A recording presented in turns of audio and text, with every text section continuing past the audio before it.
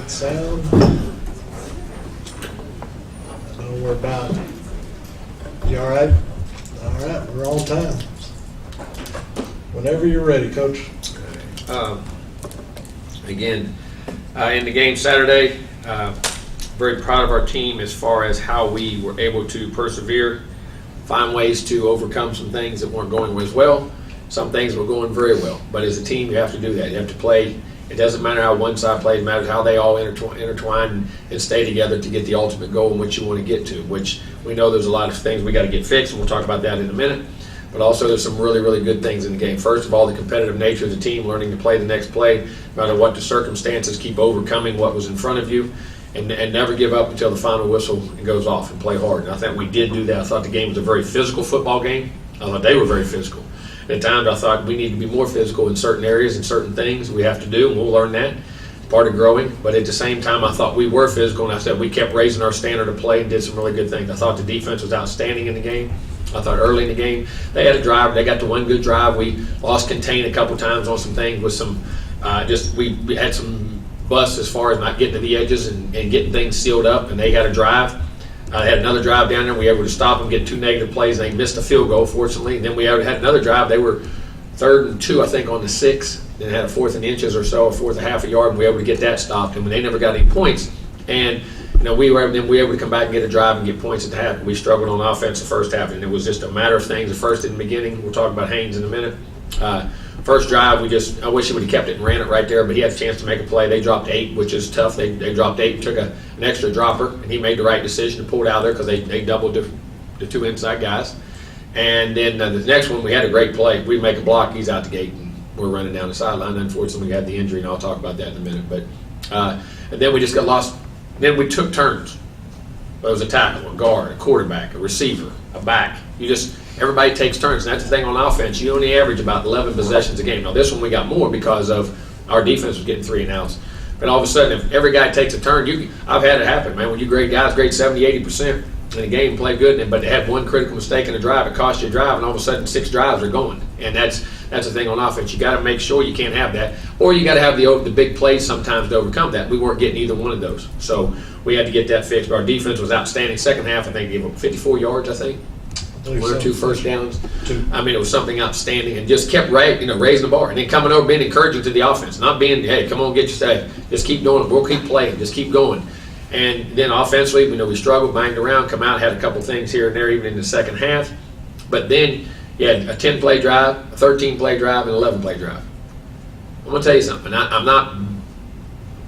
not addressing the issues beforehand. A lot of things we got to get fixed. More physical, technical, in all areas, and we got to coach better.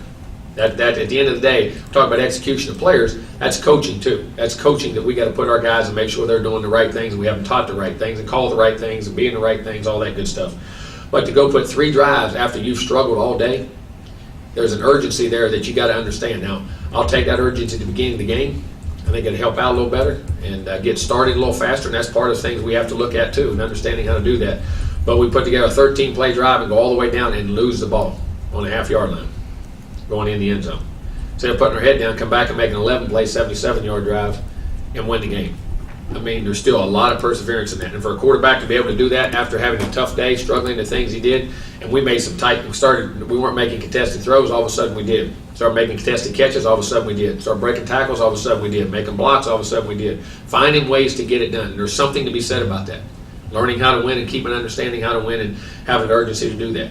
But then at the same time, we got to get those things fixed, and we'll address that in a minute, as I said. Special teams, I thought Nick was outstanding. I think he averaged 49 yards a punt. I think the field position was outstanding. Unfortunately, we missed 1 field goal. I think I thought was in Seth's range, very comfortable there. I wish he'd have made it, but he hit the other field goal.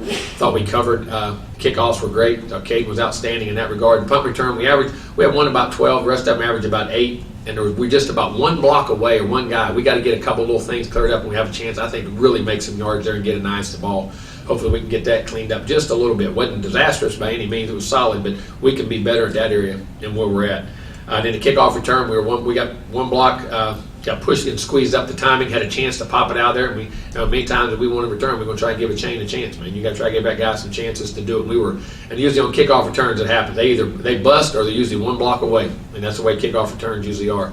and we were close on those. So getting better in that area, but we got to get better as a football team. Offensively, we got to be more technical, got to stay more physical, got to get back to getting running the football, and not have the just one guy here, one guy there. I'm telling you, it is so close, but at the same time, that can be so far away, and that's not coach talk. You look at the film and you can see it, but that's the difference of being able to do it each and every play and not doing it every play. Putting yourself behind the 8 ball, not staying ahead of the chains, which we didn't do a good job of, and and playing. We got to throw it better, got to protect it a little better at some times, and just play better football.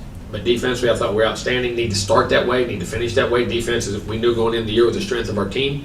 Getting guys back, getting guys healthy now, that has to be there, and I still think we have a very, very good offense. Now, saying that with Haynes, as you know, I guess it's already out, but I wanted to wait till I got the final thing to make sure I give you all the right call. He had a crack in his lower leg that they fixed and operated on, went clean as a whistle, went really good, was as good as it could humanly be as far as the prognosis of things. Now, timeline, I'm not a doctor, and I'm not going to say when you heal, you heal. When you're healed, you're healed. We would never play him before in any way, shape, or form before that. And 2, I feel like we still got a great quarterback in Zach Calzada, and feel very comfortable with him doing things after, especially watching him, the character he grew up with in that football game, to come back and make the plays he had to make at the end of that game for us a chance to win it. We're very proud of him and the guys around him that played. I thought offensively, also, I thought Spiller was outstanding in the game. I thought he blocked well. I thought he played well. He ran well. Made 6 catches in the game. The big third, even before the third down touchdown. The third down he caught, how he set around out to read route. We give him some options and things to do, and he sat down and made plays. And I'm going to tell you what else. His leadership in the game. His leadership on the sideline. His leadership just in his whole demeanor and how he's affecting guys was outstanding in the game. I was extremely proud of Isaiah Spiller and the way he played. Then he made the big play to win the game. That allowed that play to happen. So, he has came a long way. And whether he's blocking, running, we got to keep getting touches, but we got it to him in space and in the passing game. That's 6 more catches, and he's really evolved in that part of his game too. And I thought Chain had a solid game. I thought Chain played really well, had some nice runs in the game, had a nice catch down the seam, caught the ball, ran the ball. We'll continue to get those guys touches in different ways as much as we possibly can. So, we got to get better in all the other aspects, and tight end, receiver, quarterback, the line, we got to keep getting better there. But we will, and we definitely got the guys to do it. I've seen them do it. We just got to coach them better. All right, questions? Brent, and then Olin. What does backup quarterback look like now, and does Stowers move Well, back over? Stowers has always been taking reps. He always has had familiarity, and Blake Bose will be in there too. Who really had multiple scholarship offers. And one of the reasons I felt very good about moving Eli when we did was because of how Blake came in, his abilities to throw the ball, run the ball. He had multiple Division I quarterback offers at really good schools. Now, none of them were like SEC type schools, but at the same time, I think the guy is a really good player, and I feel very comfortable with him there and what he was doing in camp and the things he did was one of the reasons we were able to make that move. So he'll be in there also. You bet. And so now, and also the importance of Zach getting those first team reps during camp, and also does the game plan change? Moving forward? You'll feature things he does, but we won't change a lot. Listen, Zach, as you saw, people say, well, Haynes can run and Haynes can't throw. Well, last Friday you saw him slinging the ball down the field everywhere, and Zach can throw and he can't run. Well, he made a heck of a run to get to the 1 yard line. He made a guy miss. He made a 20-yard run. He made a scramble on a big first down. He kept plays alive. Had a 12-yard scramble for a first down in the game. So we'll still stay very similar. There may be there may be combinations of a couple things. One guy, which we always do. One guy likes this play a little better than he likes that play, but the still concept of what we do and how we do things will stay relative to exactly what we are. We'll go Olin and then Christie on the left. Jimbo, how did Layden Robinson play, and how did he grade out? And also, he's actually our lineman of the week. Okay, and he was also, but it looked like he was really laboring, that his leg. He was banged up on a lower thing. Yeah, status? he should be. And we'll give him a little bit of rest here, but he had really good prognosis afterwards and very minimal swelling or anything that went on. Just typical. That was a physical football game. When you get banged up and bruised up, and he should be good to go. But he was actually our lineman of the week. He had an outstanding game. And speaking of that, congratulations, Jade Peavy, who was the SEC lineman of the week, who was our lineman of the week. Antonio Johnson was one of our players of the week, and Spiller for us on offense was. And I wanted to put this out there. Does this team become even more dependent on its defense now moving forward? No, I don't think that. It always should be the same amount of dependence. It should be dependence there, and the offense go make its plays and do the things it did. You'd be careful after making one-game judgments. You better be careful. Last year, after the Alabama and Florida game, would you thought we'd had number one defense in the league? Huh? give up 52 and 41 and turn around and play great football the rest of the year. So, I mean, offensively, because you have one bad day doesn't mean you can't go have a great season. And we had 41 in the first game and still moved. Had 600 yards of offense. So we still feel that we can be great on both sides of the ball and do the things we got to do. But is our defense, our leadership? No doubt. I mean, that's where our experience is and the things that go on. But at the same time, I mean, they got to keep doing what they're doing, and offense will continue to grow and get better. To the left, Christy, and then Travis. To go back to the defense for a minute, what do you like best about how they play? It seems like I know you say it's a small sample size, but they really have been dominant so far. But of all the things they're doing, what? Well, I think the second half they were dominant. I think this, and I don't mean this in any disrespect. The first half, we really cleaned some things up in the first game in our pass rush, we allowed some leakage yards, as I call it. Not we're real good yard with undisciplined yards. You know what I'm saying? And we do that. We play with discipline and we play with intensity and my purpose and understand the urgency. I think we're a really, really good defensive football team. And I think they did that. I think they realized the game had to turn up. And I think maybe this was a good wake-up call as far as even for them about how, you pick and choose. And I say to you, well, why do kids ever do it? Well, they have since I've been coaching, and they will when I quit coaching 40 years from now. It's just the way teams are. They try to pick and choose. Well, I can take a break. You know what I mean? It's not take a break, but I don't have to be that intense. Well, I think they need to be, and I think it sets a tone for our team, and our offense needs to be. Just like when it had at time last year when it was like just in the bowl game. I was using those two games in the bowl game. Our offense cranked it up, and when they had to crank it up at the end of those games, and we're dominant. But we got to learn to start that way and be that way, and we got to learn to practice that way. But the defense can be a very, very good unit in my opinion. Down front, And Travis. we continue to get guys back too. And then to the left, Zach. I'll say that McKinley will be back this week too. Jackson. Two quick questions. First, when you going back to the quarterback battle, you said that was neck and neck all the way through, and Haynes edged out. How can you describe or what was that kind of neck and neck? What made it neck and neck? They kept raising each other's stock. Game. In other words, one would play well one day, the next one would play just as well. He'd match him, and he'd match him. It was just they kept matching each other and playing well, and what we did, and the knowledge of what we did, being able to make plays, operate the offense, do the things they need to do. And like I say, the other day, you go back, that's the first real, actual, true game time that Zach has had, and that's you got put in the fire pretty good right there, real quick, out of the blue when you didn't think it, and they were ready for us. They'd schemed us all year, and I think did a 25-game breakdown on us. They worked on us and did good, which is what will make us better.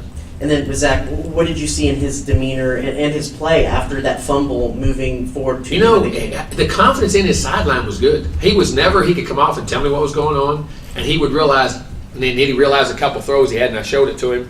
We talked to him, he said, yeah, I did. I probably did. I flashed through that look. And sometimes you go too fast because you're trying to get through progressions, and you just got to be quick, but don't hurry. Just slow it down.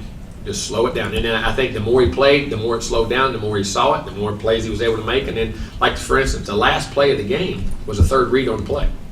That was a third read on the play, get to a third progression, which is a pretty big play. To the left, Zach, and then David on the right. Jimbo, what was Colorado doing so well defensively that limited the run game for you guys? Physical. Got in gaps, played physical, fit the run. We had pulls and sometimes knocked us on our can. At times we're more physical than us, closed gaps. And we missed a cut every now and then, and we would just be on a block and hold it, and then just fall off at the end where we were just inches from pulling through. As I say, you got to fight for those inches. You got to strain to get that back, that extra half a step through the hole that allows him to break it and not get tackled for a 4-yard gain. And it gets that simple. Our strain to their strain, our hat to their hat, our technique to their technique, and learning to be and staying physical and more physical. And they did some nice things scheme-wise, but our guys put hats on hats. For the most part, occasionally we'd have a missed assignment or a call, and just a miscommunication up front with young linemen. That's going to happen. But we just got to strain more, and we didn't find that in. We couldn't get that extra half a step. There's about 3 runs in there, man. They're just about a half a step. And then one time we actually should have been come on the outside. Our lead blocker on the one back should have been outside. If he got out there, I thought we had a big one. But you just got to clean those details up. And you never want a situation where your starting quarterback goes down, but the fact that it's before SEC play, you still have a game before Arkansas. Is there some benefit to that? Well, I don't think there's ever a benefit, but but you do. It's good to have 2 good ones. As far as this, it's not because of lack of. You always want 2 great guys, and we do. But hopefully we got to play. Listen, New Mexico's 2-0. They won 4 in a row, and they are a pain in the tail, guys. I keep saying it. They twist, blunt, stunt up front for your linemen and quarterbacks and blitz packages as much as anybody we will play anywhere. What they do is very multiple and very. It's a very diverse package in what they do, and they're very good at it. Speaking of that, going into our game, I mean, they're 2-0 offensively. You go look at them. The quarterback was a guy who played at Kentucky a couple years ago when we played down there my first year. Athletic. He threw for 300 and some yards last week. Can run. He's athletic as heck. I mean, can run. We slip up 1 second, he's around the corner. The back's a good player. They got a receiver and a returner. Got a returner that's averaging almost 40-some yards a return, punt returns, kickoff return, punts and kickoffs. They're all over the place. Motions. I mean, you got to be really disciplined. You got to be honed in to the different types of runs, options, screens, throws. I mean, they're all over the place defensively, and the multiplicity of things they do on defense is good is as much as anybody we will see, maybe times 2, in what they do, their packages. So it's going to be a very mental game and having to play. So, Mexico is going to be a very good opponent, and we're going to play very well. Go David and then Chuck. Jimbo, knowing what Zach went through last week, what will this week of practice do for him? Mindset, knowing that he's the guy going into the game. Well, hopefully, I mean, they always say the hardest thing to do, and it's that position, be the backup quarterback. Backup safety, backup corner, backup DB, backup lineman. You get to play usually somewhere. Backup quarterback, you always don't. And, hopefully the mindset and the urgency of understanding how to prepare, which he did prepare well. But, you still don't know till that happens. And you know what you're going into. Hopefully you'll know exactly. There may be plays tweaked that you like better a little bit more than what Haynes did because he was a starter based off, there wasn't a big difference in them, but certain things one likes better than the other, things of that nature. So, I just think the game of preparation, the ability to practice this week and know you're going in, I think we have a great mindset. To the left, Chuck, and then we'll go back to the lights. In a similar vein, but closing the game out like he did, bouncing back, having getting that win as well after the struggles early. What can that mean to a young quarterback? Well, it means I can. And no matter what here's what you got to realize. Some guys, even if you say he goes in there and he plays great, he goes in there and we go up and down the field and we play a great game and here it goes. What do you ever do? He knows one thing. Things ain't going well. We're not moving the ball. Offensively, we're struggling as much as any team struggled we've had. And all of a sudden, we can turn around and I can lead a team down the field to go win. And I can do it not only once, I can do it twice and do it, and we didn't get the outcome we wanted because of a mistake I made. But I had the perseverance in myself, the confidence in myself, the character in myself to be able to line up and take my team and lead my team and look them in the eye in the huddle and take my team back down the field and have a game-winning drive and a game-winning throw on 3rd down. You can say it all you want. Guys that have had all success, you don't ever know what a guy faces until he faces adversity. He faces as much adversity in that game as anybody I've been around in a long time. And the way he stood up and made plays and did the things he did, hopefully that will give him the confidence to understand what kind of player he can be, which I've always thought he can be, and I think he thinks he can be. But till you go do it, there's always, it's not doubt, but you always have, till a guy does it, that's just part of it. And he has done it, and very proud of him. Now hopefully we can start one and play real well. Coach, we'll go back behind the lights, Mike, and then Tyler. Coach, throughout your tenure here, you guys have found ways to win close games, even if they haven't been the prettiest. So Yep. what does that say about this team and the foundation? Well, you guys hopefully built? it's a culture that we're trying to build. My dad always told me that when I was a kid.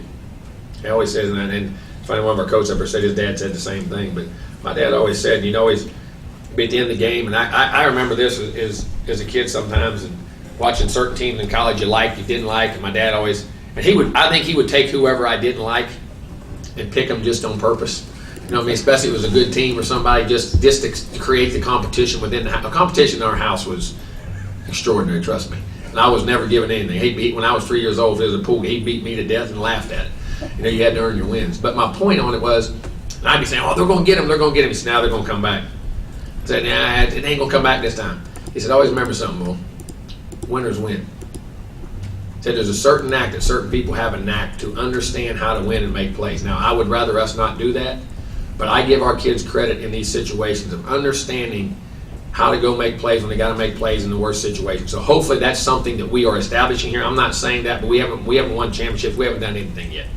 I mean, as far as what I'm concerned, what we can do, we're capable of, and I want to do. But at the same time, understanding how to persevere all the different kinds of situations we've done here lately, it's a great thing that they believe that no matter what, that they're going to come out on top. And hopefully the culture of what we're trying to do here is establishing that. Now we got to establish better, play better, all those things, but hopefully that is getting established. And there's something to that too. Stay behind the lights, Tyler. Coach, what do you want to see on Saturday against New Mexico that would maybe give you a little bit of ease of mind knowing that this is the last tune-up before SEC play and that you're ready for It that? ain't no tune-up, it's a game. Hey, have you been following all the games across the country in the last 2 weeks? I mean, every game's a game. You better bring your A game, and hopefully we can go bring our A game and learn to start fast and finish stronger and play a complete football game. No matter what the scoreboard says, just go play well and execute and do the things we have to do to be successful, not have self-inflicted wounds, and play the kind of physical brand of football and execute at the high level with our skill guys that we need to play at. And that's what I'm looking for. Taking care of the ball, playing great on all three phases, and going for a complete football game the whole time. We'll go Cole, Brent, and Olin. You wrap us up. Coach, you kind of mentioned at the very beginning about Nick and how he was able to punt. When you're able to have deep drives like that, I think there was 3 inside the 20. How does that really help out your defense, especially with field position? Oh, it's a war to me. It's always the unspoken thing, the field position, the kicking game until it's needed. And it was needed that day, and we were really good at it. He did it. It was a big part of it, and put them on long fields and give us a little more short fields, and we were able to get back and make some plays. So it was huge, and Nick's going to keep getting better and better. Like I said, I have the utmost respect for him. He's as hard a working young man on our football team. In front, Brent, and then Olin. You'll wrap us up. I apologize for not knowing the 1985 Pittsburgh Pirates roster, but I said that Zach throws like Nolan Ryan and needs a little more Bob Nepper here and there. Would that be accurate in terms of developing he can get touch the ball along the way? Well, he made a great touch throw on that last ball. He made a great touch throw on that last ball. And, he has a strong arm, but I think he's a passer and he's learning to be a passer. And I think here's when you're a passer, when you're totally start to get comfortable with what's being called and how it's being called, and you're processing the information of the defense. Sometimes what happens with guys, when they're young and they're playing, they got great arms, they wait to see things, or they see things late and then try to rely on that arm. And sometimes they put too much. As you get more knowledge of what you're doing, like you say, the old adage of Roger Staubach. Remember he got the name Roger the Dodger? You know why he said he ran so much when he early? He didn't know what was going on. He couldn't find his second, third reads, so he was athletic. He just started making plays and running around. Well, sometimes a guy with a great arm will do that. He'll get 1 and 2. Can I get to 3? And you'll be late, and all of a sudden you're trying to make up. And as you get more knowledge of what you're doing and more comfortable about how to read the defenses and how the plays fit, you'll start to see. You'll start to see him, which I think he will, going into this game and the different things, being able to pass the football and not just throw the football. And I think that comes with knowledge and experience and comfort level of what you're doing. I think there'll be a part of that too. But it's good in one thing, he can get the ball to all parts of the field. Olin, you got a good one to wrap us up? I don't know how good it is, but I don't want to wrap it up. Jimbo, you said that Colorado's physicality on defense was big. They had big guys. Their front seven was very physical and did a real good job of fitting runs and how they fit them and use their hands. And they were well coached. They were a good football team up front. Did, being as a Power 5 team, did that physicality, do you think at all, catch maybe your new offensive lineman by surprise that it was going to be? That's a good question. I haven't really asked them that. I asked them that today and some things, and that could be part of it. I mean, you think going against the guys we go against each and every day, how physical they are. But, until you get out in the game, but them tell you now, there are some guys who are really big and physical, and we'll ask and see. And hopefully that's a wake-up call. I've been trying to warn them. It's going to keep getting tougher and tougher as it goes, and that's all part of growing. That's part of growing up. Now you know, and hopefully you go play well. All right, Coach. Thanks for your time. Thank you. He did that.